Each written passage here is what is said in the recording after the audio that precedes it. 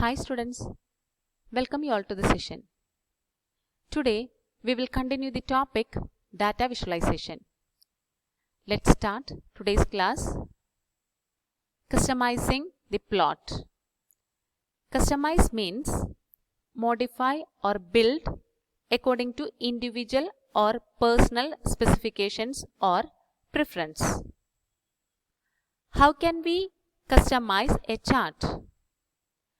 Before that, we have to identify the different parts of charts. That is, anatomy of chart. Different parts of chart. First one, chart title. We already discussed about this chart title. We can use this title function to include the chart title. Then, you know about this data bars. These all data bars or line charts. The next one, ticks. What is this ticks? The tick marks are individual points marked on the x-axis or y-axis. Here you can see one tick mark. These tick marks, we can specify this tick marks according to our wish. Okay. These are individual points marked on the x-axis or y-axis. Here you can see the tick marks. Here also you can see the tick marks. Okay. Then x-axis label. By using this x label, you can add x-axis label. Then y-axis label. By using this y label, you can include y-axis label. The next one, legends. What is this legends? These are the different colors that identify different sets of data plotted on the plot. These legends are shown in a corner of the plot. Here you can see in this corner, upper left corner, we can see the legends. These are the different parts of chart. Chart title, data bars, ticks, x-axis label, y-axis label, legends. Okay. Then how to set this limits and ticks? Before that, we have to identify what is this limits. These define the range of values and number of values marked on x-axis and y-axis. Range of values or number of values marked on x or y-axis. That's a limit. We can use xlim function and ylim functions to set the limits for x-axis and y-axis respectively. Xlim for setting the x-axis limits, ylim for setting the y-axis limits. Only the data that falls into the limits of x and y axis will be plotted. If no data values maps to the x limits or y limits, nothing will show on the plot. Okay. Consider this one. Import matplotlib.pyplot as pl. Import numpy as np. X is equal to np.arrange 5. Y is equal to 5.0, 20.0, 30.0, 35.0, 50.0. pl.xlim, we are setting the x limits, that is minus 2.0 to 5.0. Check this one, minus 2.0 to 5.0. This is the x limits. Okay. Then pl.bar x comma y. Used here this bar chart. pl.title, simple bar chart. You can see the symbol bar chart. pl.show, you can see like this chart. Here, this one is the x limits, minus 2 to 5. Okay, clear? Then, setting ticks of bar graph. We can decide which data points will have tick marks on x and y axis. We can decide that all tick marks. X and Y axis tick marks. We can use X ticks function and Y ticks functions to set on tick marks. X ticks and Y ticks. We already said about this ticks. What is this? Tick marks. We can set our own tick marks by using this X ticks and Y ticks functions. Consider this example. First one, simply we plotted one bar graph. Import matplotlib.pyplot as PL. X is equal to range of 4, Y is equal to 20.5, 30, 28, 40.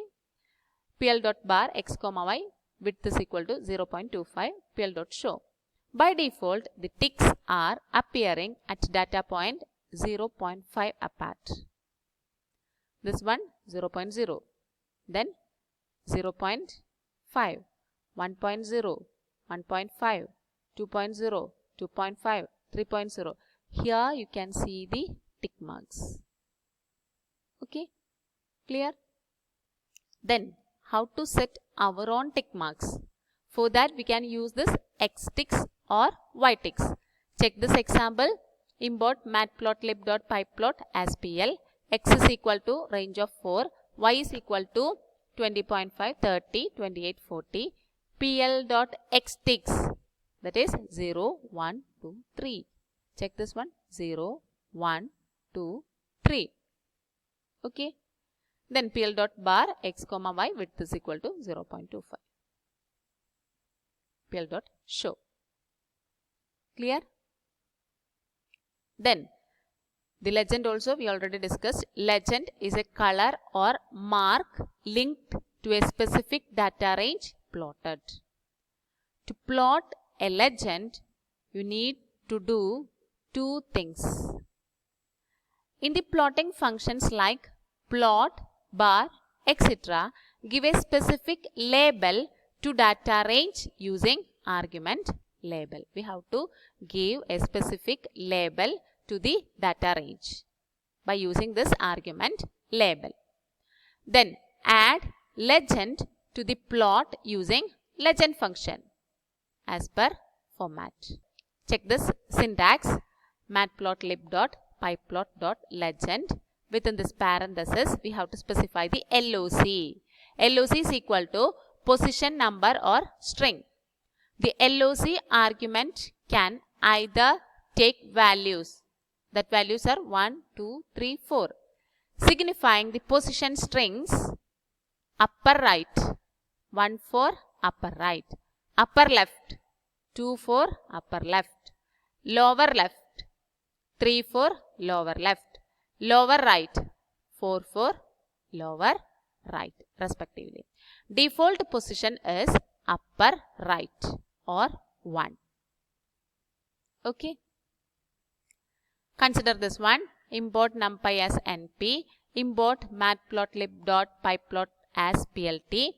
VIL is equal to 3 list we specified here. That is 3 different bars we have to identify. X is equal to np.arrange 4.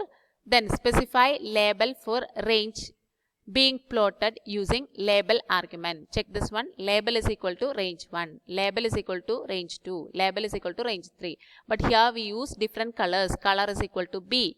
Color is equal to G. Color is equal to R. Okay. Multiple bars we used here. Plt.bar X. We created this X points. X plus 0.00, comma, value of 0. Value of 0. That is first list. Then value of 1, second list. Value of 2, third list.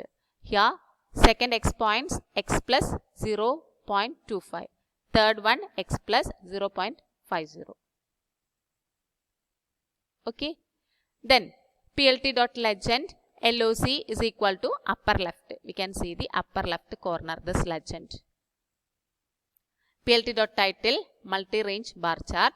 Plt.x label X, Plt.y label Y, Plt.show. Check this one.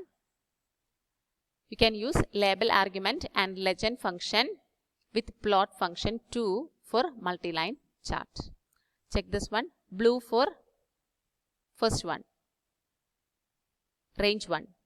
Range 2 green in color, range 3 red in color. We can easily identify from this. Range 1 blue in color, range 2 green in color, range 3 red in color. This is known as legend. Okay, clear? Then how to save a figure? We plotted one graph. Then we need that graph for future use. How can we save this one? For that we can use this save fig function. Save fig function. The syntax is matplotlib.pyplot.savefig, then string with the file name and path. Within this parenthesis, we have to specify the string with the file name and a path. The file formats like .pdf, .png, .eps, etc. Then while specifying the path, use double slashes to suppress special meaning of single slash character. Check this one, plt.savefig multibar.pdf. Save the plot in current directory. Then next one, plt.savefig :/data:/multibar.pdf. Save the plot at the given path. Then plt.savefig :/data:/multibar.png. Save the plot at the given path in PNG format.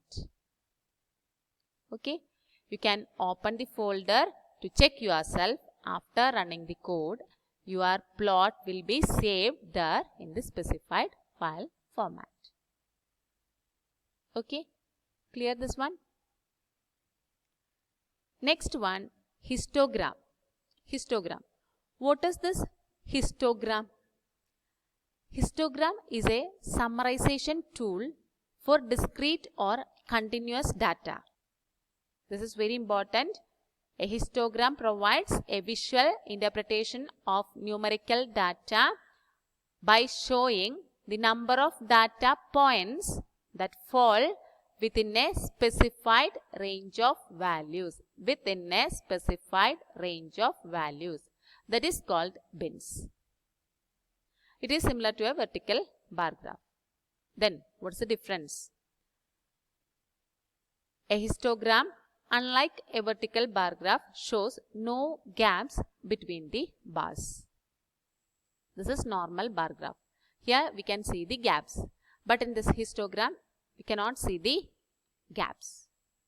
That's the difference. Okay, histograms are a great way to show results of continuous data such as weight, height, how much time and so forth. But when the data is in categories such as country or subject, etc., one should use a bar chart. Okay, then see, the bar chart has categories of data, whereas histogram has number ranges. In this bar chart, we can see the categories of data. That is USA, India, UK, NZ, Japan. But in this histogram, that has number ranges. The bars of bar chart have gaps in between, but the bins of histogram have no gaps as number ranges are continuous. Okay, clear? Then we can use this hist function to plot the histogram chart. Hist function. How can we use this hist function? The syntax is matplotlib.pyplot.hist. Then within this parenthesis, we have to specify the arguments. The arguments are x, bins, cumulative, hist type, align, orientation. These are the arguments of this hist function. What is this x parameter or argument? Array or sequence of arrays to be plotted on histogram. Array or sequence of arrays to be plotted on histogram. Bins argument, that is optional argument. We can give the integer values for this bins argument. Then cumulative, that also optional argument. We can give bool type values. that is true or false values. By default, the cumulative arguments value is false. Then hist type. This also optional. The types of histogram to draw are bar, bar stacked, step, step filled. Okay, bar is a traditional bar type histogram. If multiple data are given, the bars are arranged side by side. Then bar stacked. This also bar type histogram where multiple data are stacked on top of each other. Then step. Generate a line plot that is by default unfilled. Step filled. Generates a line plot that is by default filled. Default is bar type of histotype. Okay. The next one, orientation, that you know, horizontal or vertical, that also an optional argument. Okay, clear this one? Then consider this examples, X and Y array. Then in this X array we specified some values, Y array also we specified some values. First one, plot a histogram from an ND array X with 20 bins. Check this one, pl.hist, we pass this X comma bins is equal to 20. Here 20 bins, 20 bars we can see. Okay, here you can see bins is equal to 50. Then 50 bins or 50 bars you can see at this time. Okay, next one, plot a cumulative histogram of ND array X with 30 bins. Cumulative, by default the cumulative value is false. Here we specified the cumulative value as true. Then you can see like this. Okay, bins is equal to 30. 30 bins you can see. Clear? The next one, plot ND array X histogram as step type histogram with 20 bins. Histotype is equal to step. Here 20 bins you can see. Okay. Then plot both ND array X and Y in same histogram with pl.hist. Within this parenthesis we specified this X comma Y. To plot multiple arrays, provide them in form a sequence. Example, we have given arrays X and Y in a list as X comma Y. Here we didn't specify any bins argument. The number of bins are automatically decided through matplotlib default values dictionary. Clear? Then plot a stacked bar type histogram from both ND array X and Y. Check this one, histotype is equal to bar stacked. This way we can see. Then histotype is equal to bar stacked, cumulative is equal to true. That cumulative way. Okay, clear? Then plot a horizontal histogram from ND array Y with 50 bins. Horizontal histogram. For that we can use this orientation equal to horizontal. By default the orientation is vertical. Specify this orientation argument that is equal to horizontal. Then you can see like this. Here you can see 50 bars. Clear? Then identify these all programs. Import matplotlib.pyplot as plt, age and years.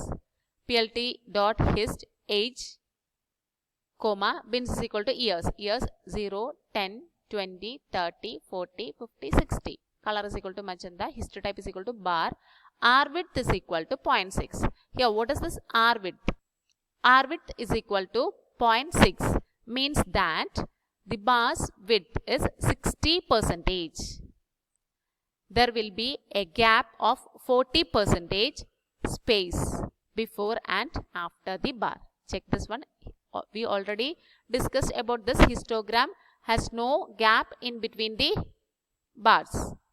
But here we specified this R width argument. So we can see the 40% space before and after the bar. Okay. Then X label MPH, Y label number of MP, title KVS, legend. Here we didn't specify any legend because here only one color, that is magenta. So no need to specify any legend. By default we can give this legend function. Then plt.show, you can see like this. Clear? The next one, here we use this edge color is equal to black. History type is equal to bar, edge color is equal to black, R width is equal to 0.6. Then we can see at the edge of this particular bar, you can see the black color. Edge color is used to define the color of edge around bar. Okay, clear this one? Okay students, these all are very interesting topics. So study these all topics in an effective way. The notes of the topic is attached. Take down the notes and learn it. Watch the videos carefully.